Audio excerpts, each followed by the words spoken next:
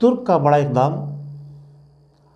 America के वुज़रा के हक़ से मुंजमद है। अमेरिका को ख़बरदार कर दिया गया है कि तुर्की आलम इस्लाम का लीडर है और तमाम मुसलमान उसके सदर के अहकामात की पैरवी करने के लिए तैयार है।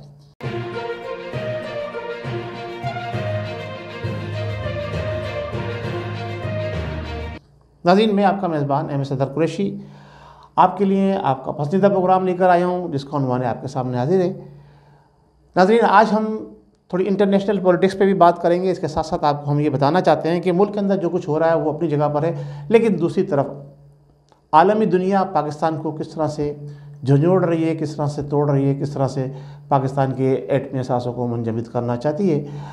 एक तरफ पाकिस्तान के एटमी असासों की बात है तो दूसरी तरफ पाकिस्तान की इकनॉमी की बात है। जब इकनॉमी पाकिस्तान की टूट जाएगी, कमज़ोर हो जाएगा पाकिस्तान, तो लाजमी तौर पर आपको दुनिया से बार्गेनिंग करनी पड़ेगी। और दुनिया से बार्गेनिंग करने का मतलब ये है कि आप अमेरिका से बार्गेनिंग कर रहे हैं, क्योंकि इस वक्त IMF जो है वो अमेरिका के कंट्रोल में है।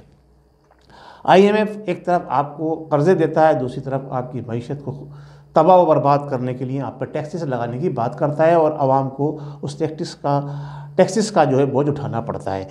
अमेरिका को हमारे पैसे वापस करना होंगे, ये तैयब तुर्कान ने अमेरिका को खुली धमकी दी। एक तरफ एक सदर ममलिकत अमेरिका को खुली धमकी दे रहा है, दूसरी तरफ हमारा जो है chief of army staff Afghanistan का अचानक हंगामी दौरा करता है और वहाँ पर को ISPR के ज़रिए खुला पैगाम दिया जाता है कि अब आपने भी अपनी लिमिट में रहना है। तो आलमी दुनिया के अंदर जो तब्दीलियाँ हो रही हैं उसमें सऊदी अरब भी जो है अब अमेरिका से ये कहता है कि जनाब अली, हम आपकी मईशत को मजबूत नहीं कर सकते, मज़ीद आपका साथ नहीं दे सकते और हम किसी वक्त आपसे बैक हो सकते हैं।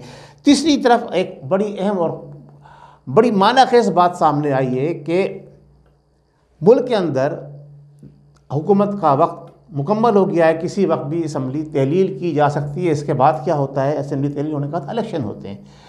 तो अवामी राय ये आ रही है कि मुल्क में इलेक्शन तो कभी हुए नहीं है, सिलेक्शन हुए, तो लिहाजा कुरानदाजी कर ली जाए और आवाम को एक बहुत बड़े ख़र्चे से बचाया जाए, यूँ कि यह ख़र्चा आवाम के ऊपर ही जाएगा। जो इलेक्शन के अंदर अरबों रुपए के अखराजात होते हैं उसका बोझ जो है आवाम को उठाना पड़ता है।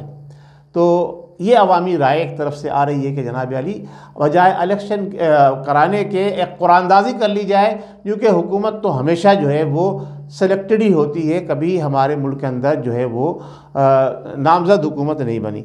नाज़रीन, इन तमाम चीज़ों को अगर हम साथ लेके चलते हैं तो इसमें बहुत सारी चीज़ें आपके सामने आती हैं कि आलमी दुनिया में क्या हो रहा है और जनाब अली मुल्क के अंदर क्या हो रहा है।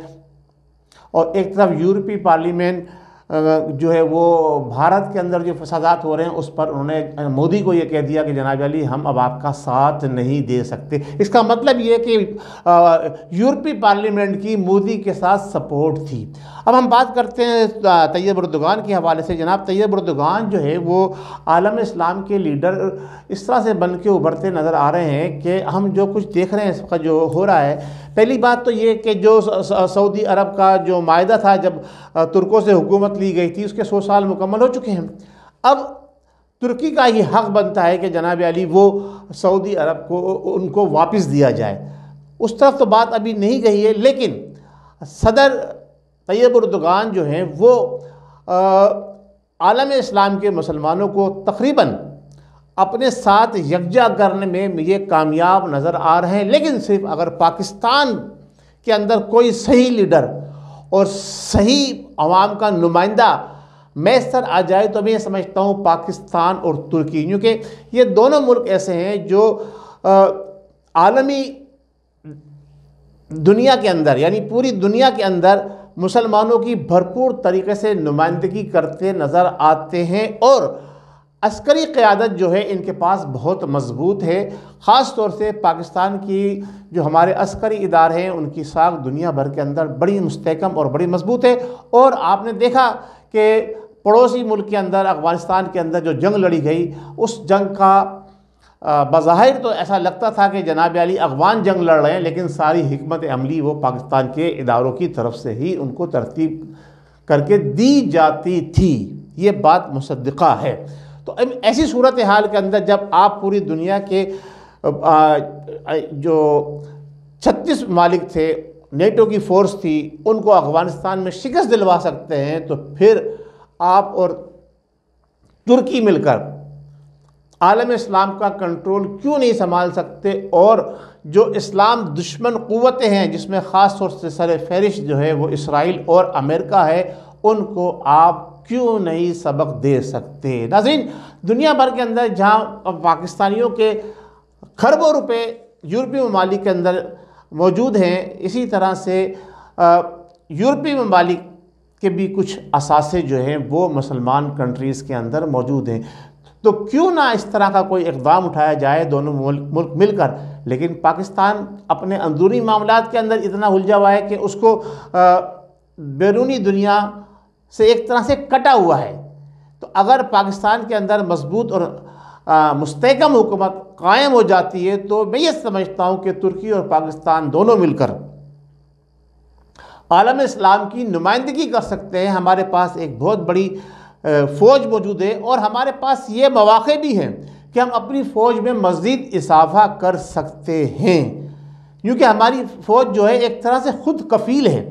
वो अपना बजट ख़ास तौर से जो उन्होंने इजादात की हैं उसके जो है चीज़ों को सेल करके, यानी जो उनके ड्रोन उन्होंने डिज़ाइन किए हैं, जो मिज़ाइल डिज़ाइन किए हैं, वो दूसरे ममालिक को सेल करके अपने बजट का एक बहुत बड़ा हिस्सा जो है वो हासिल कर सकते हैं और उसी हिस्से के ज़रिए वो अपनी फ़ोर्स के अंदर मज़ीद इजाफ़ा कर सकते हैं। अगर मुसलमानों को बाकायदा तौर पर यहूद व नसारा से एक फ़ाइनल जंग करनी है, जैसा कि दुनिया में होना है, और अगर अब जंग छिड़ती है तो दो ब्लॉक होंगे, एक मुस्लिम ब्लॉक और एक गैर मुस्लिम ब्लॉक। तो ऐसी सूरत के अंदर तुर्की और पाकिस्तान ख़ास तौर से सर फहरिस्त नज़र आते हैं। ईरान भी उसमें हिस्सा ले सकता है।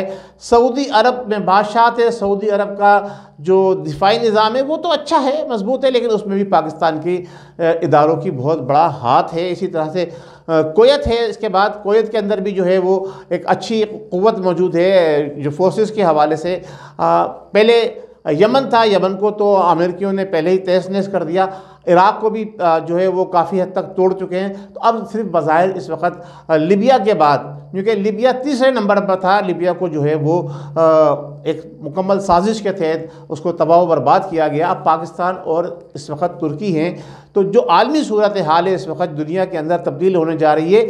चीन हमारी सपोर्ट के अंदर है और चीन की सपोर्ट से हम ये फ़ायदा उठा सकते हैं कि एक तरफ चीन की सपोर्ट पाकिस्तान को सीपेक के हवाले से भी है और चीन पाकिस्तान का दरीना दोस्त है।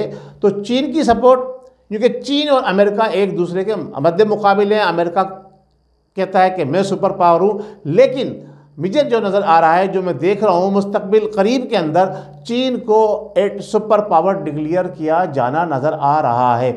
और चीन और पाकिस्तान और फिर रशिया का भी झुकाव अब पाकिस्तान की तरफ है। अमेरिका से हट यानी कि अमेरिका और रशिया की जो आपस की जो लड़ाई है उसमें हमें ये नज़र आता है कि जो रशिया जो है उसका झुकाव पाकिस्तान की तरफ है। जैसा कि आपने देखा माजी में जो मामला हुए, जो फैसले हुए, हाँ यूक्रेन की जंग के हवाले से थोड़े से कुछ मामला बिगड़े थे, लेकिन इस वक्त जो मौजूदा सूरत हाल है, अगर पाकिस्तान की खारजा पॉलिसी बेहतर रही, सही रही और अच्छे हाथों में रही और समझदार लोगों के पास खारजा पॉलिसी रही, तो मैं समझता हूँ कि हम पाकिस्तान, चीन, तुर्की और रशिया, ये चारों मिलकर एक ऐसा ब्लॉक बना सकते हैं जो ठीक है, इस्लामी और गैर इस्लामी क़ुव्वतें मिलकर जो है वो जो इंसानियत के दुश्मन हैं, जिन्होंने पूरी दुनिया के अंदर अपना कंट्रोल कायम करने के लिए मुख्तलिफ ममालिक के अंदर और ख़ास तौर से इस्लामी ममालिक को तहस नहस किया अपनी जारादारी कायम करने के लिए,